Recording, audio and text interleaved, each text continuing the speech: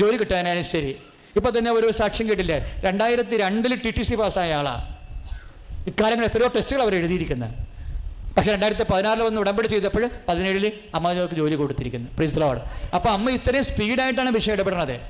ഞാനമ്മ ചിന്തിക്കായിരുന്നു, അവർ രണ്ടുപേരും ഉടമ്പടി ചെയ്യാതിരുന്നെങ്കിൽ ചിലപ്പോൾ ഇന്നും അവർ ജോലിയില്ലാത്ത ആൾക്കാരായിട്ട് നടന്നു പോയേനും. പക്ഷെ അങ്ങനെ സ്പീഡായിട്ട് അമ്മ വിഷയത്തിൽ ഇടപെടുമ്പോഴും ദൈവപൈതലൊരു കാര്യം ചിന്തിക്കണം. എല്ലാത്തിനും നിങ്ങൾ സ്പീഡ് കിട്ടണം എന്ന് പറഞ്ഞുകൊണ്ട് ദൈവത്തിൻ്റെ മുമ്പിൽ നിങ്ങൾ ഡേറ്റ് ഇടരുത്.